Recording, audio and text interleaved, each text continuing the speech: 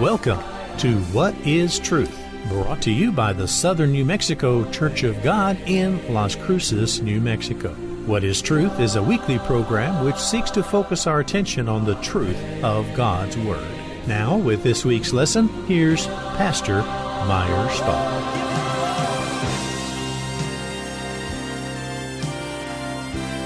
Welcome to the program. Today we're looking at a question about what is the Ninth Crusade. Well, if we could look at the history books, there were 8 Crusades took place, and in my book, World War III, coming soon, I list those Crusades. And I'd like to put that down before we get started and explain it. The Crusades were expeditions undertaken in fulfillment of a solemn vow to deliver the holy places from Mohammedan tyranny, 8 in number. The first took place between 1095 and 1101, the second by Louis VII, 1145 to 47, the third Philip Augustus and Richard Coeur de Lion, 1188 to 92. The fourth, Constantinople, was taken in 1204. The fifth, which include the conquest of Dalmatia, in 1204. The sixth, with Frederick II, took place in 1228, 1229.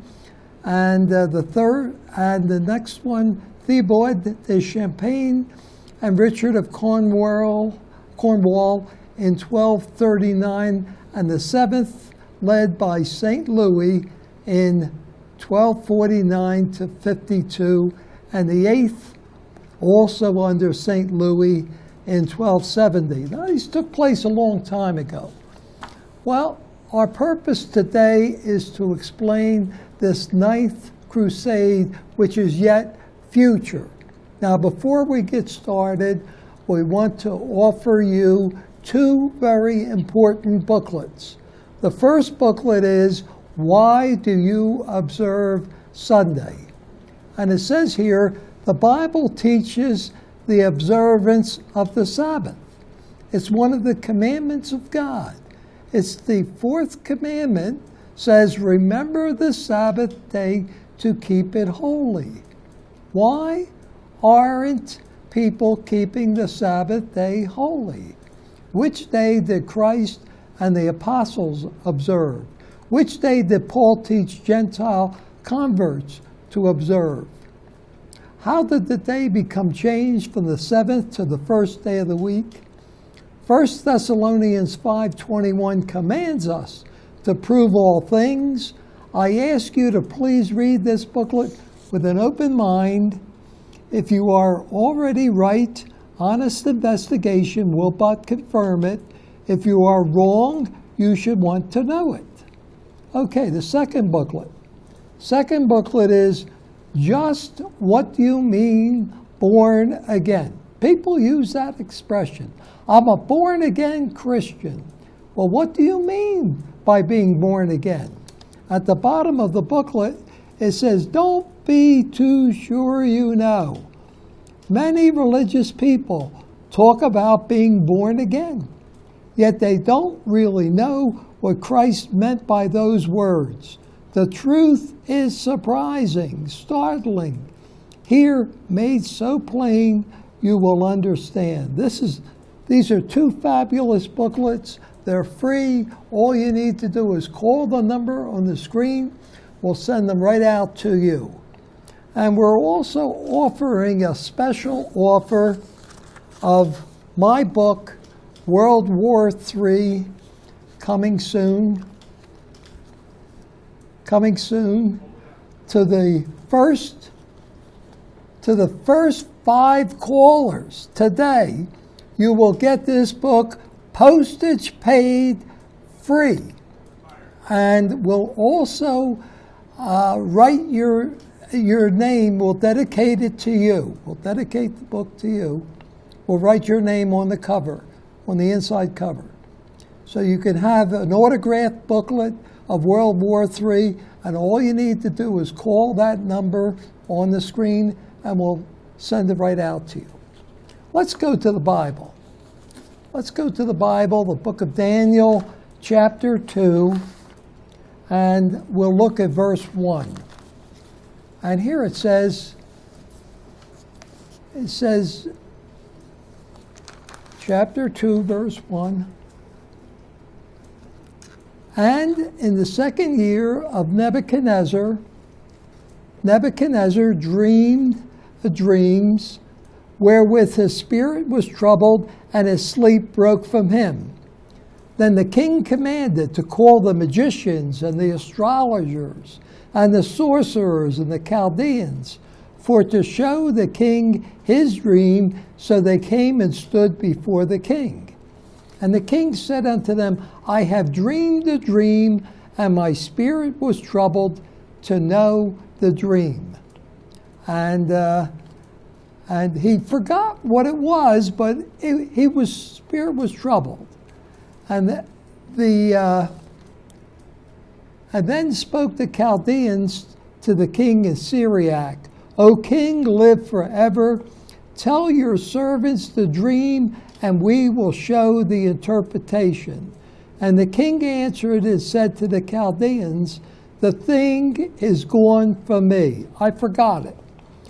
If you will not make known to me the dream with the interpretation thereof, you shall be cut in pieces, and your houses shall be made a dunghill. Wow, this is heavy. So, we'll stop here. Now, the king forgot the dream, but if you told him the dream, he would remember it. And he gave an order to kill all the wise men in Babylon. Well, Daniel and his 3 friends were there, and their lives were in danger. Now we're going to go down to verse 19. Chapter 2, verse 19, and we're going to read.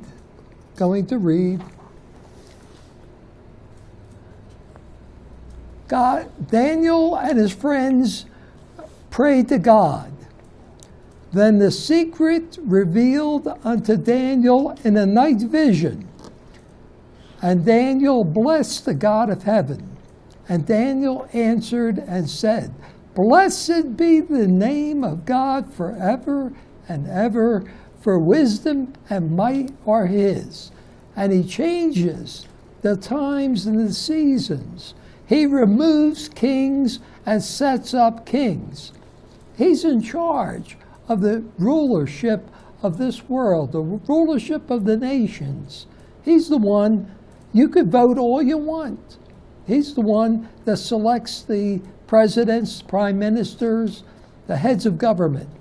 He gives wisdom unto the wise and knowledge to them who know understanding. Now, we're going to drop down now to verse 36, and Daniel is going to explain the dream. He's going to explain the dream and the interpretation. This is the dream, and we will tell the interpretation thereof before the king. He doesn't take all the credit. He gives some of the credit to his friends who prayed with him. And he said, You, O king, are a king of kings, for the God of heaven has given you a kingdom, power, strength, and glory. I'd like to show the picture in Daniel chapter 2. We're going to set that up so you'll be able to see the picture of the dream that King Nebuchadnezzar, there it is. You see the head of gold, and it was arms and a breast of silver, and it was a belly and thighs of brass, and it was legs of iron, and it was feet of iron mixed with clay, and toes, 10 toes of iron mixed with clay. Now, if you can read it here, the head of gold was Nebuchadnezzar. And the chest and the arms of silver were the Medes and Persians. 2 arms, they were the Medes and Persians. And the bellies and the thighs of bronze was the Greek domination over the world under Alexander the Great and those who followed him. Now the legs of iron were the Roman Empire. There were 2 legs, one in Rome and one in Constantinople. After Rome fell, the kingdom went over to Constantinople. Now the feet of clay and iron is what's happening today. We have 10 toes. We're going to read about the 10 toes of iron mixed with clay. And the crushing rock was God's kingdom coming here on this earth. We're following the destruction of the statue. So let's read here in Daniel chapter 2. We're reading verse 36. And he says, "This is the dream, and we will tell the interpretation thereof before the king. You, O king, are king of kings, for the God of heaven has given you a kingdom, power, and strength, and glory. And wherever the children of men dwell, the beasts of the field, the fowls of the heaven, has he given into your hand, and has made you ruler over them all.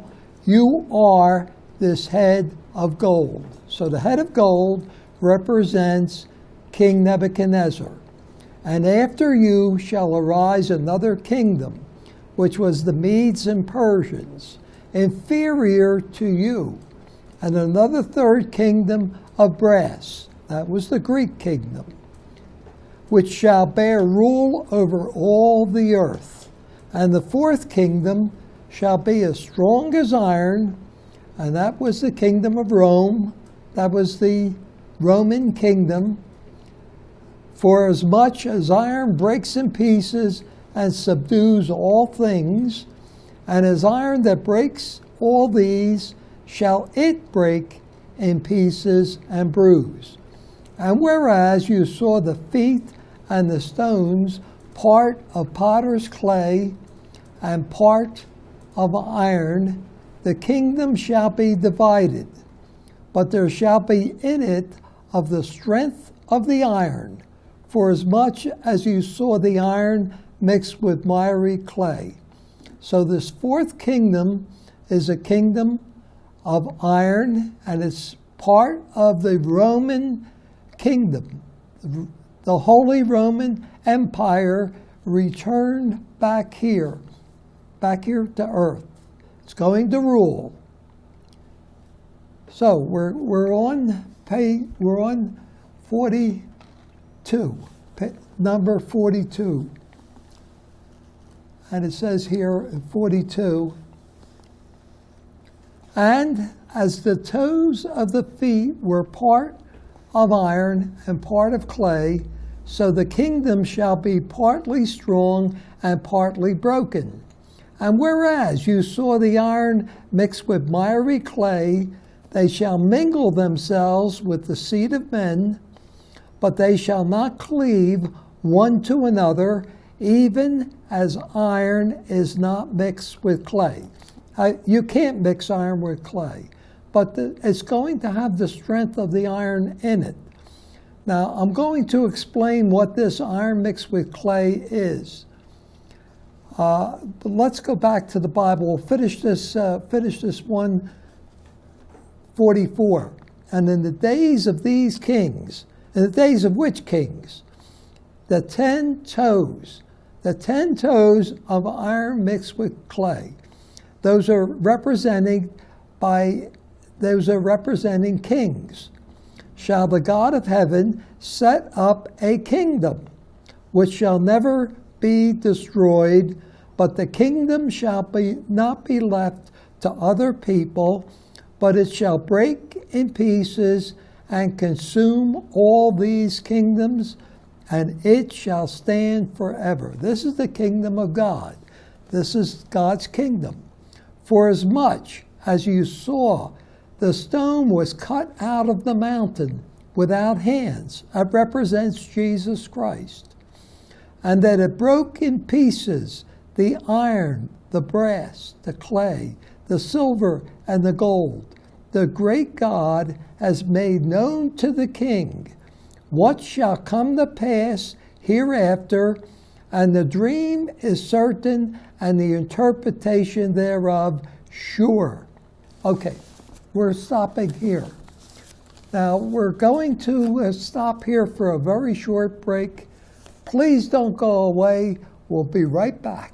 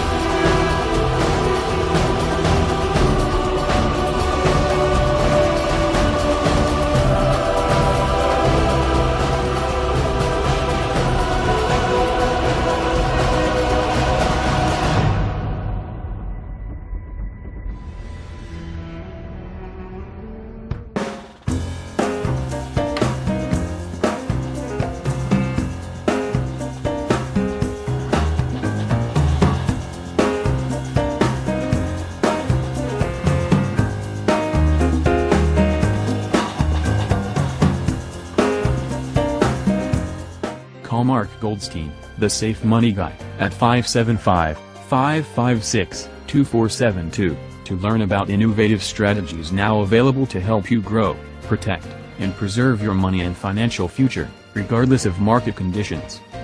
Horizon Granite is here. It's here! Horizon Granite is here! We'll come to you to customize your kitchen and bathroom with beautiful countertops and cabinets. Find out more at horizongranite.com. Call us at 575-650-3180. Horizon Granite is here. It's here! Make yourself a beautiful home.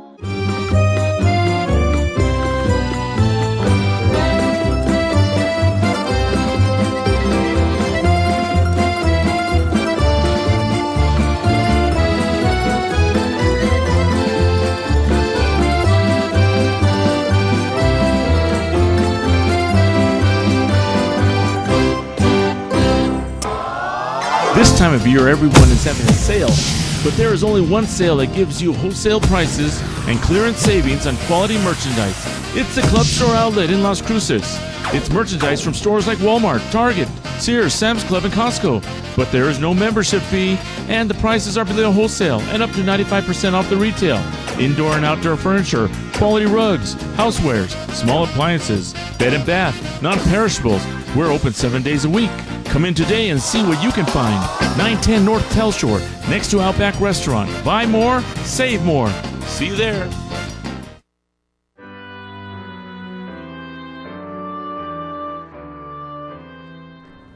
Welcome back to the program. In case you tuned in late, our topic today is, what is the Ninth Crusade? If you look through the history books, you find 8 crusades. And there's one more crusade that's going to happen. It's predicted in the book of Daniel, and we're going to start with Daniel chapter 11. We're going to look at verse 40, and it's going to explain a king of the north and a king of the south. We've got to understand that. Now, before we go there, we talked about this statue that Nebuchadnezzar dreamed about in Daniel chapter 2. Now, the head of gold represented Babylon, which ruled from 604 BC to 538 BC. And the Medes and Persians, they ruled from 538 BC to 331 BC. And the Greek domination under Alexander the Great started out in 331 BC to 168 BC. And then Rome came along at 168 BC, and they lasted until 477 AD. They were the longest world ruling government on the earth at the time. So we're back to the Bible. We're back to Daniel chapter 11, and we're looking at verse 40. And here it says, and at the time of the end. This is end time prophecy. This is just ahead of us.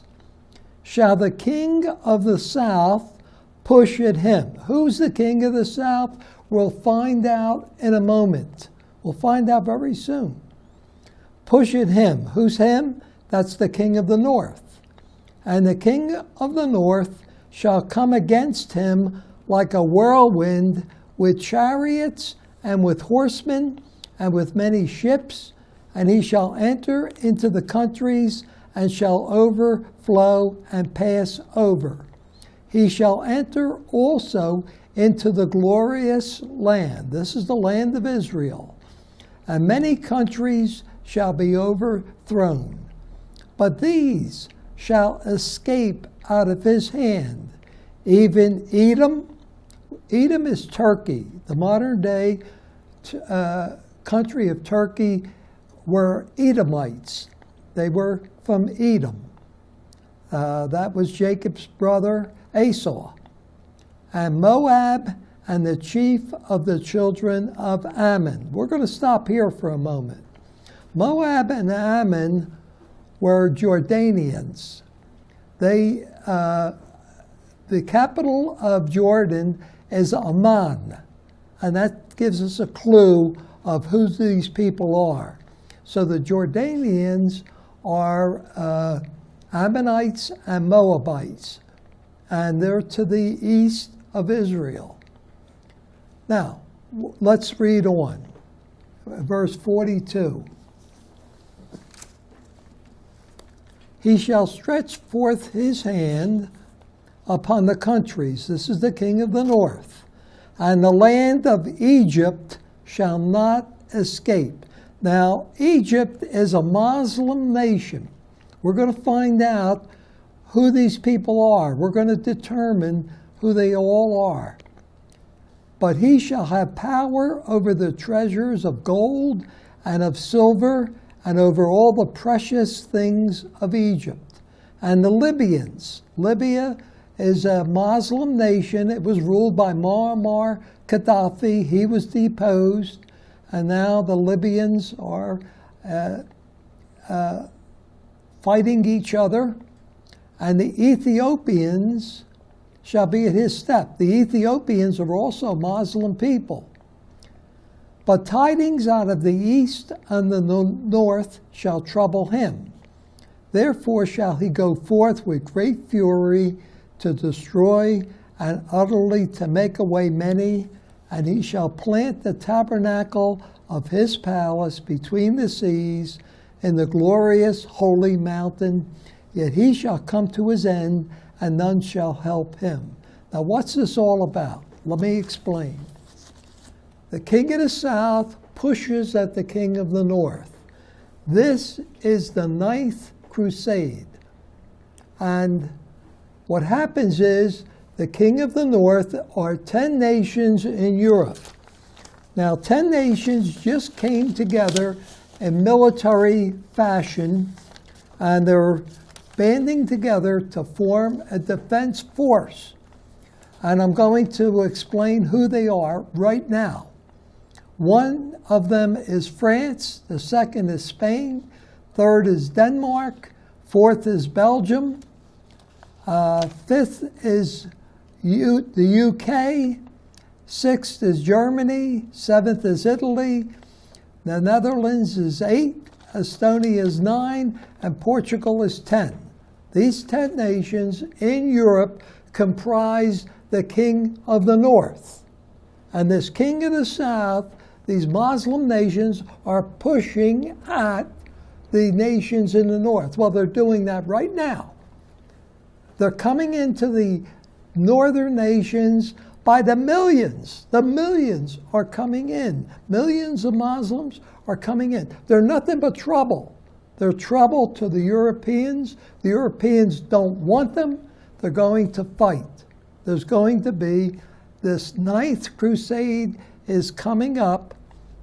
It's going to happen soon. So we're here telling you about a prophecy that's coming true. Just as you're sitting there in your living room watching this, these prophecies are coming true. Well, why don't you send away for these 2 very important booklets? Why do you observe Sunday? And you might say, well, my parents observed it, my grandparents observed it. Well, why did they observe it? The Sabbath is Saturday. Why? When did the day become changed? And just what do you mean, born again? People use that saying, and they don't really understand it. Okay, we have an interactive Bible study every week on Saturday. Come join us. Come visit with us. It's held at 1701 East Missouri, the meeting room there, at Saturday, 1 o'clock. Bring your Bible, a notebook, a pen. Bring your questions. We'd be happy to answer them.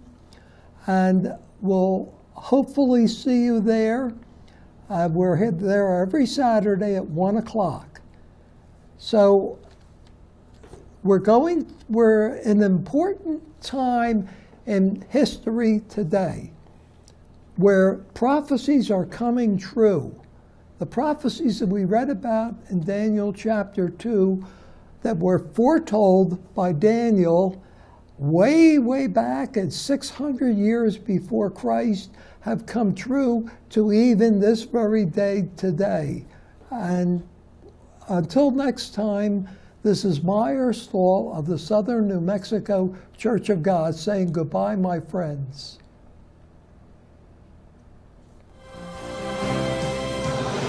You have been listening to What is Truth with Pastor Meyer Stahl of the Southern New Mexico Church of God, located in Las Cruces, New Mexico. For copies of today's lesson or for more information, call area code 575-650-7359. That's 575-650-7359. Join us next week at this same time for another edition of What is Truth? Until next week, we wish you God's richest blessings.